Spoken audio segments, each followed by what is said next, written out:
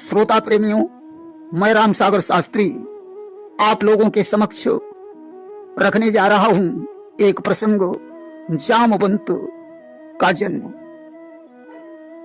देखिए, एक दिन ब्रह्मा जी को जमाई आई और उस जमाई के द्वारा एक रीछ का जन्म हो गया।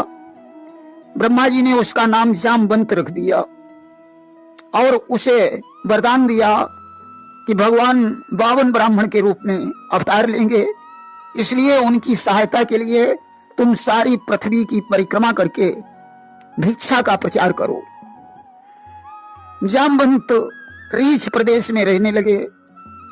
मधुवंती के साथ इनका विवाह हो गया। उस समय रीछ प्रदेश का राजा विश्वती था। विश्वती और जामवंत में घनिष्ठ प्रेम था। जामवंत बहुत बलवान थे। विश्वती के मंत्री का नाम मंद्र था, जो विश्वती को मारकर निष्कंटक राज्य करना चाहता था। कि विश्वती रीछ पति का मंत्री, जो मंद्र नाम कहलाता था, इस तरह विनाश करूं नृप का, वह हरदम घात लगाता था।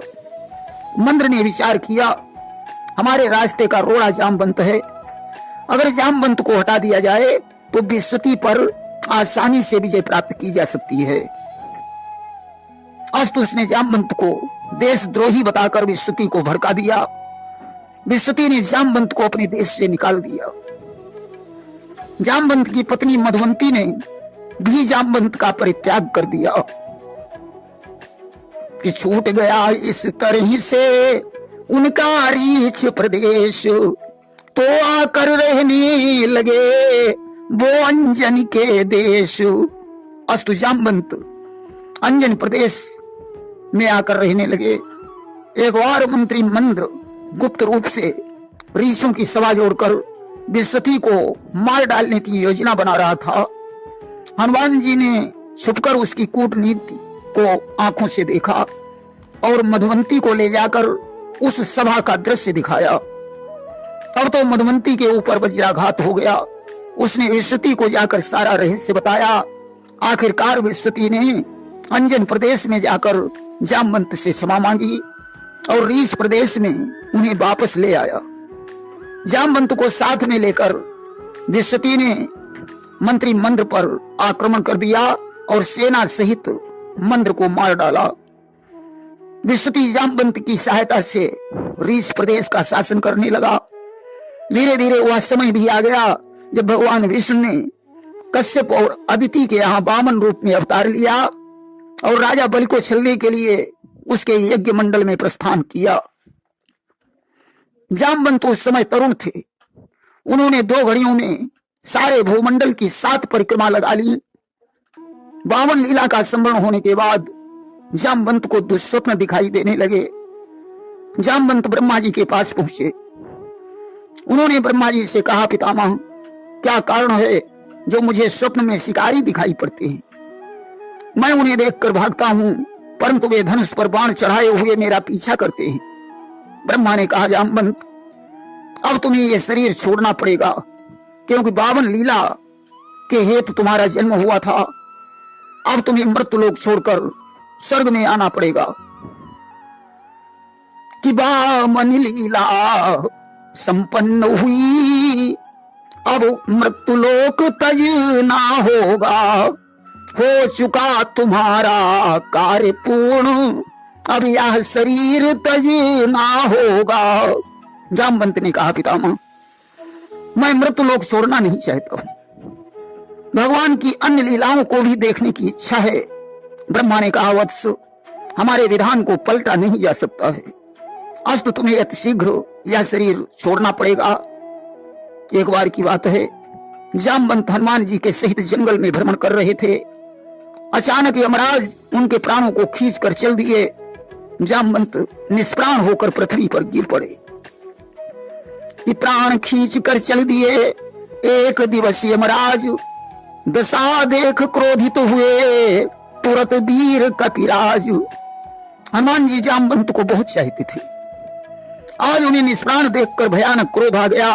उन्होंने कहा, मैं अब यमराज को जिंदा नहीं छोड़ूंगा, सारा ब्रह्मांड उठाकर पलट दूंगा कि यम ही मारी करी हूं दुई खंडा और पलट दी हूं सारो ब्रह्मंडा।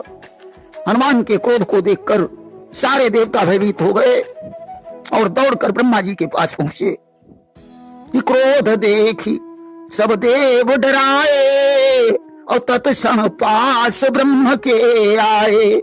देवताओं ने कहा, पितामह जामवंत को जीवित करना पड़ेगा, अन्यथा हनुमान सारे ब्रह्मांड को नष्ट भ्रष्ट कर देंगे। कि ब्रह्मा कहीं करम का भाई और विधि विधान पलटो नहीं जाई। ब्रह्मा जी ने कहा, देवताओं मैं क्या कर सकता हूं, मेरा विधान कभी पलटा नहीं जा सकता है। उसी समय भगवान विष्णु आ गए। उन्होंने कहा, ब्रह्मन जिसमें सृष्टि की भलाई दिखे वहां पर विधि के विधान को भी पलटा जा सकता है। कि दीख पड़ी जब सृष्टि भलाई तो विधि विधान जावई पलटाई।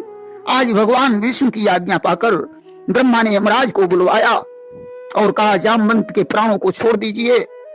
कि तब विधि यमही तुरंत बुलवाई और बेबस प्राण दिए लौटाई। यमराज ने जामवंत के प्राणों को छोड़ दिया। जामवंत फिर से जीवित हो गए। समस्त देवताओं ने अपनी अपनी आयु का एक एक दिन जामवंत को दे दिया।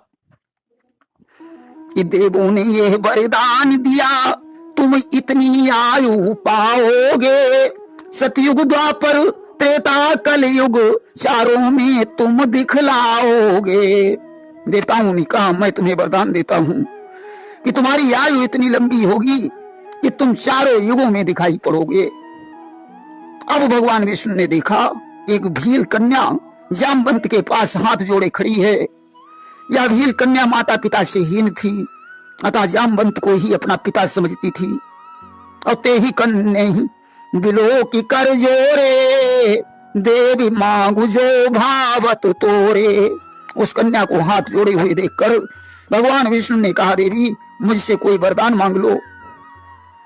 कन्या ने कहा, प्रभु अगले जन्म में जामवंत जी हमारे पिता बने और मैं इनकी पुत्री बनूं और आप हमारे पति बन जाएं।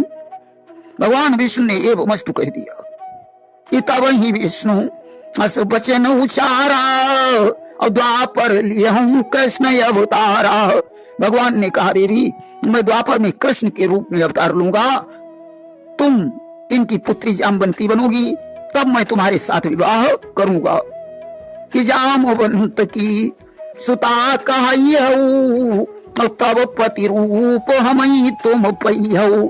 अस्तु भील कन्या ने द्वापर में जामवंत की पत्नी मधुवंती के गर्भ से जन्म लिया, जिसका नाम जामवंती था। भगवान कृष्ण ने जामवंती के साथ अपना विवाह किया। देखिए एक बार की बात है, जामवंत भ्रमण करते हुए बद्रिका धाम में पहुंचे। वहां एक ब्राह्मण तपस्या कर रहा था, उसे मारने के लिए एक दानव आ गया। जामवंत ने यह दृश्य देखकर उस दानव को ललकारा। उसने 30 योजन लंबी चौड़ी शिला उठाकर जामवंत के पैर पर पटक दी, जिससे पैर जख्मी हो गया। अब तो जामवंत को गुस्सा आ गया।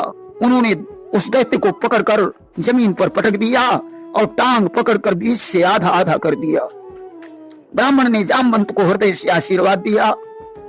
देखिए जिस समय 100 योजन समुद्र कूदने की चर्चा चल रही थी, तो सभी बंदरों ने अपने अपने बल का वर्णन किया, परंतु 100 योजन समुद्र कूदने में संदेह बना रहा। उस समय जामवंत ने कहा, अब तो मैं बूढ़ा हो चुका हूं, अन्यथा 100 योजन समुद्र की कोई बड़ी बात नहीं था। बूढ़े होने के बावजूद भी मैं 100 योजन समुद्र कूद सकता था, परंतु मेरा पैर शैल के प्रहार से आहत है, फिर भी मैं 95 योजन समुद्र कूद सकता हूं। कि शैल प्रहार लगे मम पाऊं और योजन 95 मैं जाऊं। जामवंत जानते थे कि हनुमान ही अब समुद्र लांघ सकते हैं। तब उन्होंने हनुमान को प्रेरित किया कि हनुमंत लाल तुम शांत कैसे बैठे हो, कूद जाओ। हनुमान में तुरंत बल आ गया और समुद्र लांघने को तत्पर हो गए। प्रेम से बोलिए वृंदावन बिहारी लाल की जय।